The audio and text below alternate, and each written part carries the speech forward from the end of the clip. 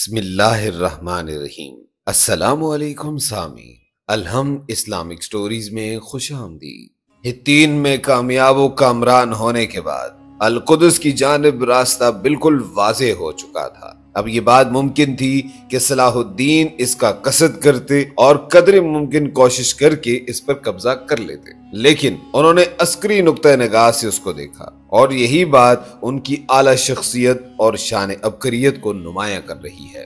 انہوں نے سوچا کہ القدس تو کئی شہروں کے درمیان واقع ہے اور ساحل سمندر پر صلیبیوں کے کئی مراکز قائم ہو چکے ہیں، جہاں سے وہ بیرونی دنیا کے ساتھ تعلقات بڑی آسانی سے قائم کر سکتے ہیں، خصوصاً عیسائیوں کے وہ ممالک جو ارض فلسطین میں صلیبی ناپاک وجود کو لا کھڑا کرنے میں چشموں کی حیثیت رکھتے تھے۔ اس لیے انہوں نے پہلے ساحلی صلیبی مراکز سے خلاصی پانے اور دوسرے صلیبی قلعوں اور پناہگاہوں پر قبضہ کرنے کا پختہ پروگرام بنا دیا۔ اس کے بعد وہ القدس کی طرف پیش قدمی کر کے اسے فتح کر لیں، جبکہ اس صلیبی ناپاک وجود کی زندگی کی شریانوں کو وہ پہلے ہی کاٹ چکے ہوں۔ اس کے علاوہ عکا اور دوسرے ساحلی صلیبی علاقوں پر قبضہ کرنا بھی مصر اور شام کے مابین راستہ بھی بنا دے گا، جو اس کے ملک کے دونوں بازو شمار ہوتے تھے۔ اس نے اپنے پروگرام کی تکمیل کرنے کے لیے عسکری اعتبار سے ہر طرح کی تیاری، مجاہدین کو اپنے ہمراہ لیا اور اپنے ذہن میں کھینچے ہوئے خطوط کو زمین پر کھینچنے کے لیے چل پڑے۔ ہتین کی کامیابی کے بعد صرف چند ماہ ہی گزرنے پائے تھے کہ اللہ تعالیٰ نے بہت سارے شہروں اور قلعوں پر ان کو فتح نصیب فرمائی۔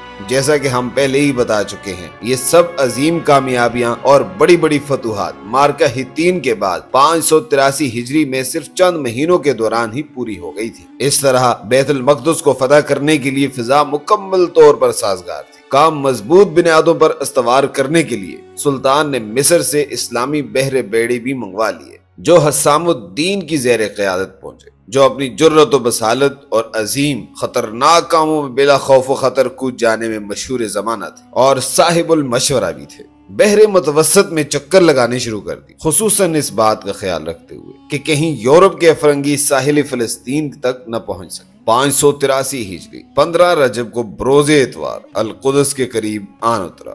اب اس نے بیت المقدس میں خصوصاً عیسائیوں سے کہا کہ بغیر خون ریزی اور کشت خون کے جس کو وہ ایسے مقدس مقام میں پسند نہیں کرتا، تو آپ سے گزارش ہے کہ اطاعت قبول کر لیں۔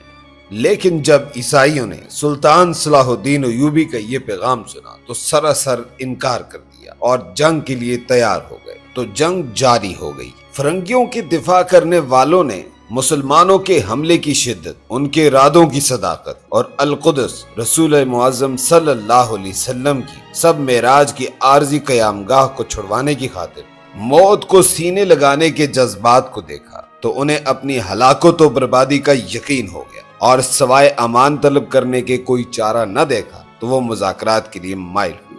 دنیا کافر قوموں سے مذاکرات کرنے کا طریقہ بھی یہی ہے کہ جہاد جاری رکھا جائے اور اللہ کے دشمنوں کا گھیرا تنگ کیا جائے کہ وہ مذاکرات کی اپیل کریں۔ یہ نہ ہو کہ مسلمان کمزوری دکھاتے ہوئے خود مذاکرات کی دعوت دیں، اور وہ بھی مغلوبانہ جمہوری انداز میں، کہ جس طرح آج کل ہو رہا ہے۔ پہلے مسلمانوں پر ظلم کیا جاتا ہے، ان کو ذلیل کیا جاتا ہے، اور پھر مذاکرات کی سازش کر کے ان کو نام نہاد معاہدوں کے جال میں پھنسا کر بے بس کر دیا جاتا ہے۔ اسی طرح مغلوب عیسائیوں کے معززین جمع ہو کر سلطان کے پاس امان طلب کرنے کے لیے اس غرض سے آئے اور صلاح الدین ایوبی رحمہ اللہ سے اس شرط پر امان کے طلبگار ہوئے کہ بیت المقدس اس کے حوالے کیے دیتے ہیں۔ تو آخر سلطان صلاح الدین ایوبی نے ان کی طلب کو مان لیا اور بیت المقدس لے کر انہیں امان نامہ دینے پر راضی ہو گئے۔ سلطان نے اس شرط پر امان دے دی کہ عیسائی باشندوں میں تمام مرد فی کس 10 دینار، عورتیں فی کس 5 دینار اور بچے فی کس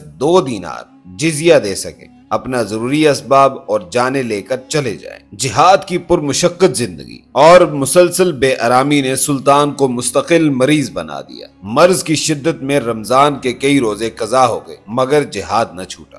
اب جب موقع ملا تو قضا روزے ادا کرنا شروع کر دیے۔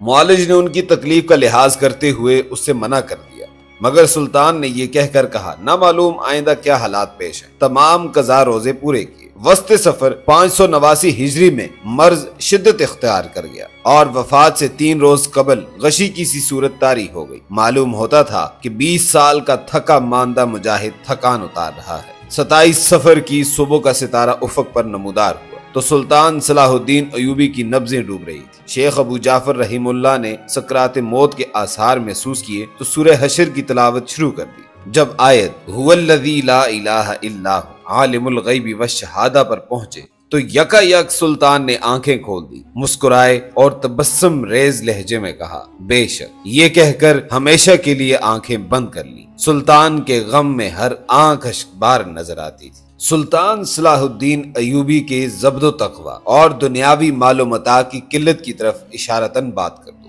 مجھے اتنا کہنا کافی ہے کہ سلطان صلاح الدین ایوبی نے اپنے مولا سے اس حال میں ملاقات کی کہ وراثت میں کوئی محل نہیں چھوڑا اور نہ کوئی دنیاوی سرمایہ، بلکہ اتنی بھی رقم نہیں چھوڑی جس میں زکوٰۃ واجب ہوتی ہو، بلکہ وہ ساری دولت جو اپنے پیچھے چھوڑی تھی وہ 47 درہم اور 1 سونے کا دینار۔ اللہ تعالیٰ نے ایسے لوگوں کے آخرت میں جو نعمتیں تیار فرما رکھی ہیں وہ عطا فرمانے کے لیے سلطان کو دنیاوی باغوں، بستیوں اور کھیتوں، محلات وغیرہ سے بے نیاز ہی رکھا۔